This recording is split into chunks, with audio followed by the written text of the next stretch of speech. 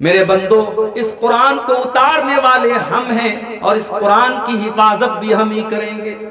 ساری دنیا میں قرآن کے جتنے نسخے ہیں، سارے کے سارے نسخوں کو اگر ختم کر دیا جائے، جلا دیا جائے، مٹا دیا جائے، تب بھی قرآن محفوظ ہے، قرآن سرکشت ہے، قرآن سیف ہے، کیونکہ قرآن کو اللہ تعالیٰ نے 4 سال کے بچوں کے سینے میں محفوظ کر دیا ہے۔ 4 سال کا 5 سال کا بچہ کھڑا ہو کر کے پورا قرآن سنا دیتا ہے تراویح کی نماز میں۔ میرے پیارے ساتھیوں، اس قرآن کی حفاظت کا یہ سسٹم اللہ تعالیٰ نے بنایا ہے۔ اِنَّا نَحْنُ نَزَّلْنَا الذِّكْرَ وَإِنَّا لَهُ لَحَافِظُونَ۔ تو ہم اللہ کی ساری کتابوں کے اوپر ایمان رکھتے ہیں، لیکن ہم یہ مانتے ہیں کہ قرآن نے پچھلی کتابوں کو کینسل کر دیا، منسوخ کر دیا۔ بجھتے ہیں پارین کہ نہ بجھتے ہیں پارین؟ اردو بجھتے ہیں؟ الحمدللہ۔ آگے بڑھتے ہیں۔ 6 چیزوں پر ایمان لانا ضروری ہے: اللہ پر، اس کے فرشتوں پر، اس کی کتابوں پر۔ 3 چیزیں ہو گئی، 3 چیزیں اور ہیں۔ وَرُسُلِهِ، اور ہم اللہ تعالیٰ کے سارے نبیوں اور رسولوں کے اوپر ایمان رکھتے ہیں۔ کتنے نبی دنیا میں آئے ہمیں سنکھیا تو نہیں معلوم، ہمیں گنتی تو نہیں معلوم، لیکن ہاں ایک ضعیف حدیث کے اندر 1,24,000 کی گنتی آئی ہے، ہم اس کو کنسیڈر نہیں کرتے، اس کو نہیں مانتے، ہم یہ مانتے ہیں کہ انگنت نبی آئے۔ لیکن اللہ کے جتنے نبی آئے، جتنے رسول آئے، ہم سب کے اوپر ایمان رکھتے ہیں، سب کو اللہ کا نبی مانتے ہیں۔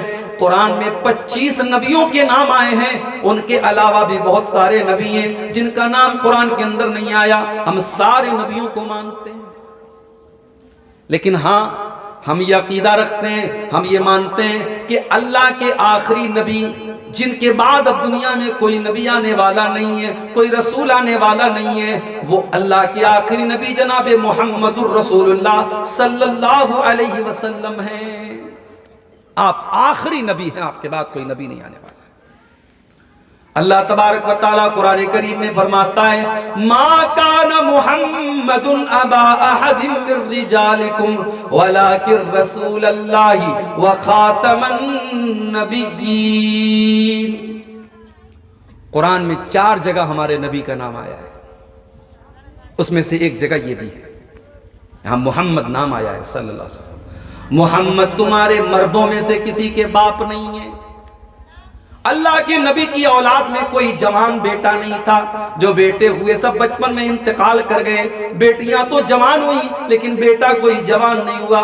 اللہ نے فرمایا محمد صلی اللہ علیہ وسلم کسی مرد کے باپ نہیں ہیں، ان کی اولاد میں کوئی مرد نہیں ہے۔ یہ آیت اس وقت نازل ہوئی تھی جب اللہ کے نبی نے حضرت زینب سے شادی کی تھی۔ حضرت زینب کون تھی؟ یہ اللہ کے نبی کی پھوپھی کی لڑکی تھی، اور حضرت زید کے ساتھ ان کا نکاح ہوا تھا، پھر انہوں نے طلاق دے دی تو اللہ کے نبی نے ان سے نکاح کیا تھا۔ تو حضرت زید رضی اللہ تعالیٰ عنہ اللہ کے رسول کے گھر میں رہتے تھے، اللہ کے نبی نے ان کی پرورش کی تھی۔ تو مکہ والے اور منافق جو تھے، مدینہ کے اندر جو یہودی اور منافق تھے، انہوں نے یہ کہنا شروع کر دیا کہ محمد صلی اللہ علیہ وسلم نے اپنی بہو سے نکاح کر لیا۔ اس موقع پر یہ آیت نازل ہوئی کہ جب اللہ کے نبی کا کوئی جوان بیٹا ہی نہیں ہے تو اس کی بہو کہاں سے آ گئی ان کی؟ ما کان محمد ابا احد من رجالکم، محمد صلی اللہ علیہ وسلم کسی مرد کے باپ نہیں ہے، ولکن رسول اللہ، وہ تو اللہ کے رسول ہیں، وخاتم النبیین، اور آخری نبی ہیں۔ جیسے ایک مکان ہوتا ہے، مکان خوب سندر، خوب بھالو، لیکن مکان میں ایک اینٹ کی جگہ اگر بیچ میں فاقہ ہو، خالی ہو، تو مکان کیسا لگے گا؟ اچھا نہیں لگے گا۔ جو آئے گا دیکھے گا کہ مکان تو بہت اچھا ہے، بہت سندر ہے، مگر مکان کے اندر ایک اینٹ رہ گئی ہے، اس کو فل کرو، اس کی پورتی کرو۔ اللہ کے پیارے نبی فرماتے ہیں کہ میں بھی اللہ کا آخری نبی ہوں، اور مجھ سے پہلے جتنے نبی آئے ان کی پورتی کی گئی میرے ذریعے۔ سارے نبی اپنے دور کے لیے آئے، اپنی بستی کے لیے آئے، اپنی قوم کے لیے آئے، مگر ہمارے آخری نبی ساری مانوتا کے لیے آئے، ساری انسانیت کے لیے آئے، ساری دنیا کے لیے آئے، اور قیامت تک کے لیے آئے۔ اسی لیے اللہ کے نبی کے آنے کے بعد اب کسی کو اگر کامیاب ہونا ہے، جنت میں جانا ہے، جہنم سے بچنا ہے، تو لا الہ الا اللہ کے ساتھ ساتھ اس کو محمد الرسول اللہ کا کلمہ بھی پڑھنا پڑے گا۔ بھئی کوئی اللہ کو مانتا ہے، ڈاکٹر ذاکر نائک صاحب نے ایک تقریر میں کہا تھا کہ اگر کوئی لا الہ الا اللہ کو مانتا ہے اور محمد الرسول اللہ کو نہیں مانتا ہے تو 99.99% اس بات کی امید ہے کہ وہ جہنم میں جائے گا، لیکن 0.001% کی گنجائش ہے کہ وہ جنت میں جائے گا۔ علماء نے ڈاکٹر ذاکر نائک کی اس بات کا کھنڈن کیا اور کہا کہ یہ غلط بات ہے۔ جو انسان محمد الرسول اللہ کو نہ مانے اس کی جنت میں جانے کی کوئی پاسبلٹی نہیں ہے، 0.001% بھی نہیں۔ اس لیے کہ اللہ کے نبی فرماتے کہ میرے دنیا میں آنے کے بعد اب جو انسان میرے اوپر ایمان نہیں لائے گا الا دخل النار، وہ جہنم میں جائے گا، اس کے جنت میں جانے کی کوئی سمبھاونا آچھے نہ۔ سمجھے؟ تو یہ ہو گیا رسولوں پر ہمیں اور آپ کو ایمان لانا ہے۔ اس کے بعد پانچویں چیز والیوم الاخر، قیامت کے دن کے اوپر بھی ایمان لانا ہے۔ ایک دن ایسا آئے گا یہ ساری دنیا نشٹ ہو جائے گی، برباد ہو جائے گی، ختم ہو جائے گی، یہ زمین یہ آسمان یہ پہاڑ سب ختم ہو جائیں گے۔ اتنا خطرناک بھوکمپ آئے گا، اتنا بڑا زلزلہ آئے گا، اذا زلزلت الارض زلزالہا، جب پوری کی پوری زمین کو ہلا دیا جائے گا۔ ذرا سا ہلکا سا زلزلے کا جھٹکا آتا ہے دلی کے اندر تو نیوز میں آ جاتا ہے دلی والے گھبرا گئے، وہ تو معمولی سا زلزلہ آتا ہے۔ غور کرو قیامت کے دن کا زلزلہ کتنا خطرناک ہوگا۔ اذا زلزلت الارض زلزالہا، جب پوری کی پوری زمین کو اللہ تعالی ہلا دے گا، اور وہ زلزلہ قیامت کا اتنا خطرناک ہوگا۔ فرمایا یا ایھا الناس اتقوا ربکم ان زلزلۃ الساعۃ شیء عظیم، او لوگو اپنے رب سے ڈرو، بے شک قیامت کے دن کا زلزلہ بڑا خطرناک ہوگا۔ یوم ترونھا تذہل کل مرضعۃ عما ارضعت، اس دن تم دیکھو گے کہ دودھ پلانے والی ماں بھی اپنے بچے کو چھوڑ دے گی۔ دنیا میں جب پریم کی مثال دی جاتی ہے، جب محبت کی مثال دی جاتی ہے، تو ماں اور بچے کے پیار کی مثال دی جاتی ہے۔ اور بچہ جب چھوٹا ہو، معصوم ہو، دودھ پیتا بچہ ہو، تو بچہ ماں کے بنا نہیں رہ سکتا، ماں بچے کے بنا نہیں رہ سکتی۔ لیکن قیامت کا دن اتنا سخت ہوگا، اتنا خطرناک ہوگا کہ اللہ تعالیٰ فرماتا ہے کہ تم دیکھو گے کہ دودھ پلانے والی ماں بھی اپنے بچے کو چھوڑ دے گی۔ وَتَذْهَلُ كُلُّ يَوْمَ تَرَوْنَهَا تَذْهَلُ كُلُّ مُرْضِعَةٍ عَمَّا أَرْضَعَتْ وَتَضَعُ كُلُّ ذَاتِ حَمْلٍ حَمْلَهَا، اور حمل والی عورتوں کے حمل ساقط ہو جائیں گے، پریگننٹ عورتوں کی پریگننسی ختم ہو جائے گی، ان کے گرب گر جائیں گے، مارے ڈر کے مارے دہشت کے ان کا حمل ختم ہو جائے گا۔ وَتَرَى النَّاسَ سُكَارَىٰ، اور ایسا لگے گا کہ لوگ نشے کی حالت میں ہیں، لیکن کوئی نشے کی حالت میں نہیں ہوگا۔ وَلَٰكِنَّ عَذَابَ اللَّهِ شدید، اللہ کا عذاب بڑا دردناک ہوگا۔ قیامت کا دن ایسا ہوگا، اس دن پورا پورا حساب دینا پڑے گا میرے بھائی۔ نیائے کرنے والے کو نیائے کا پھل ملے گا، انیائے کرنے والے کو انیائے کی سزا ملے گی۔ اچھا عمل کرنے والے کو اس کے کرم کا اچھا پھل ملے گا، اور برا کام کرنے والے کو اس کی بری سزا ملے گی۔ فَمَن يَعْمَلْ مِثْقَالَ ذَرَّةٍ خَيْرًا يَرَهُ، ایک ذرہ برابر بھی تم نے کوئی نیکی کا کام کیا ہوگا، کل قیامت کے دن تم اس کو بھی دیکھ لو گے۔ وَمَن يَعْمَلْ مِثْقَالَ ذَرَّةٍ شَرًّا يَرَهُ، اور ایک ذرہ کے برابر تم نے گناہ کیا ہوگا تو وہ بھی تم قیامت کے دن دیکھ لو گے۔ قیامت کا دن ہوگا، وہ نیائے کا دن ہوگا، وہ انصاف کا دن ہوگا۔ the day of judgment, the day of resurrection، انصاف کا دن، قیامت کا دن ہوگا۔ اس دن ہم سب اللہ کے پاس جائیں گے۔ جانتے ہو ہمارے نبی کے اوپر قرآن کی آخری آیت کون سی نازل ہوئی؟ معلوم ہے؟ چلو بتا دیتا ہوں۔ ہمارے نبی کے اوپر قرآن کی آخری آیت نازل ہوئی ہے 3 پارے کی۔ 3 پارہ آپ کھولیں گے، 3-4 پیج کے بعد آپ کو یہ آیت ملے گی، بالکل لاسٹ کی آیت ہے۔ وَاتَّقُوا يَوْمًا تُرْجَعُونَ فِيهِ إِلَى اللَّهِ، او لوگو تم اپنے پروردگار سے ڈرو، تم اس دن سے ڈرو جس دن تم اللہ کے پاس لوٹائے جاؤ گے۔ ثم توفا کل نفس ما کسبت، اور اس دن تمہارے عمل کا تم کو پورا پورا بدلہ دیا جائے گا۔ وہم لا یظلمون، اور کسی کے ساتھ کوئی انیائے نہیں ہوگا، کوئی ظلم نہیں ہوگا۔ قیامت کا دن ہوگا، اس دن انصاف ہوگا۔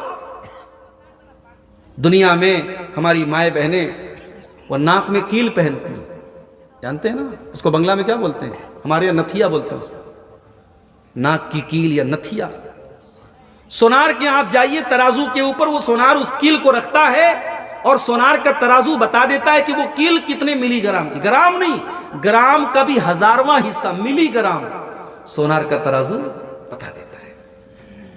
ہم لوگ کہتے ہیں یار سونار کا ترازو ایک ناک کی کیل کا وزن بتا دیتا ہے، ہمیں حیرت ہوتی ہے، ہمیں آشچर्य ہوتا ہے۔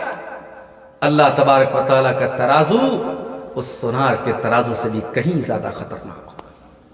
وَنَزَعُ الْمَوَازِينَ الْقِسْطَ لِيَوْمِ الْقِيَامَةِ وَإِنْ كَانَ مِثْقَالَ حَبَّةٍ مِّنْ خَرْدَلٍ أَتَيْنَا بِهَا وَكَفَى بِنَا حَاسِبِينَ۔ قیامت کے دن ہم انصاف کا ترازو رکھیں گے، اور اس ترازو کے اوپر ایک رائی کے دانے کے برابر، ایک سرسوں کے دانے کے برابر، ایک انتہائی چھوٹی چیز کے برابر بھی اگر کوئی چیز ہوگی اس ترازو پر وہ سامنے آ جائے گی۔ وَكَفَى بِنَا حَاسِبِينَ، میرے بندو تمہاری پریچھا ہم لیں گے، تمہارا حساب ہم لیں گے، اور جب ہم لیں گے تو ہم رائی کے دانے کے برابر چیز کا بھی حساب لیں گے۔ اللہ، انسان یہ سمجھتا ہے کہ رات کے 12 بجے ہیں، کمرہ بند ہے، کمبل کے اندر چھپا ہوا ہے، کیا کر رہا ہے، کیا دیکھ رہا ہے، کس سے بات کر رہا ہے، کوئی نہیں جانتا۔ ارے نادان، اللہ سب جانتا ہے۔ یعلم خائنۃ الاعین وما تخفی الصدور، اللہ تو وہ ہے جو تمہاری آنکھوں کی چوری کو بھی جانتا ہے، تمہارے دل کے اندر چھپے ہوئے بھید کو بھی جانتا ہے، تمہارے ایک ایک عمل کو ریکارڈ کر رہا ہے۔ وَإِنَّ عَلَيْكُمْ لَحَافِظِينَ كِرَامًا كَاتِبِينَ يَعْلَمُونَ مَا تَفْعَلُونَ، میرے بندو ہم نے تمہارے اعمال کو ریکارڈ کرنے کے لیے تمہارے اوپر کرامن کاتبین کو متعین کر دیا ہے۔ کرامن کاتبین، ہمارے فرشتے تمہارے ایک ایک عمل کو نوٹ کر رہے ہیں، ایک ایک عمل کو ریکارڈ کر رہے ہیں۔ تو ہمارا ایمان ہے کہ قیامت آئے گی، حساب ہوگا، اور ہمیں اللہ کے سامنے پیش کیا جائے گا۔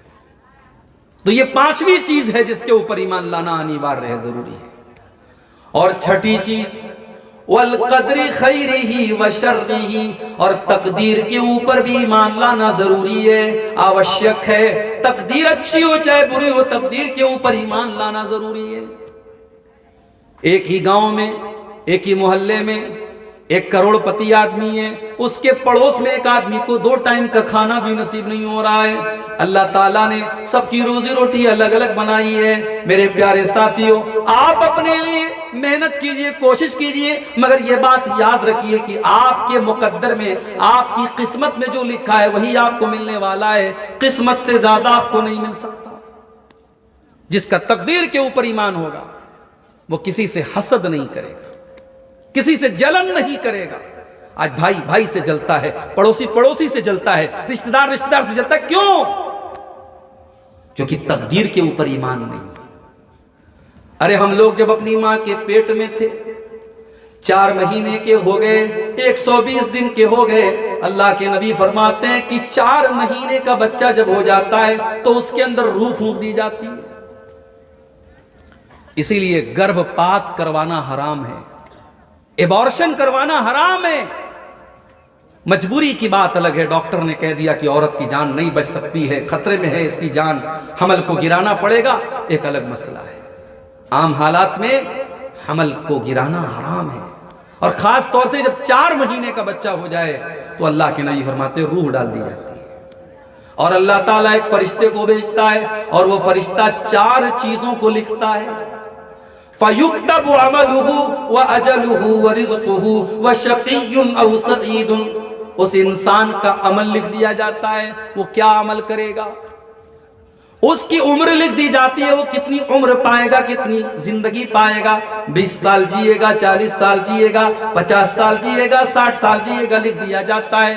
اور اس کی روزی لکھ دی جاتی ہے، وہ دنیا میں کتنی روزی پائے گا، اور یہ بھی لکھ دیا جاتا ہے کہ وہ بد نصیب ہوگا یا خوش نصیب ہوگا، وہ جنت میں جائے گا یا جہنم میں جائے گا، وہ ایمان والا بنے گا یا کافر بنے گا، وہ ماں باپ کا فرما بردار بنے گا یا نافرمان بنے گا، وہ نمازی بنے گا یا بے نمازی بنے گا، سب لکھ دیا جاتا ہے۔ 4 مہینے کی جب ہماری عمر تھی ماں کے پیٹ میں، جب ہماری روزی روٹی لکھ دی گئی میرے بھائی، تو پھر ہم کسی سے حسد کیوں کریں، کسی سے جلن کیوں کریں؟ ہماری زندگی کی جو روزی ہے وہ تو ہم کو ملے گی۔ اسی لیے اللہ کے نبی فرماتے ہیں ایاکم والحسد فإن الحسد یاکل الحسنات کما تاکل النار الحطب، او لوگو تم حسد سے بچو، تم جلن سے بچو، اس لیے کہ حسد کرنے سے نیکیاں ختم ہو جاتی ہیں۔ جس طریقے سے آگ لکڑی کو کھا جاتی ہے، آگ کے اندر لکڑی کو ڈالو، لکڑی ختم ہو جاتی ہے، اسی طریقے سے حسد کرنے سے انسان کی نیکیاں ختم ہو جاتی ہیں۔ تو تقدیر کے اوپر ایمان لانا ضروری ہے۔ تو یہ ٹوٹل 6 چیزیں ہوں گی۔ اب اس میں سے جو 5ویں چیز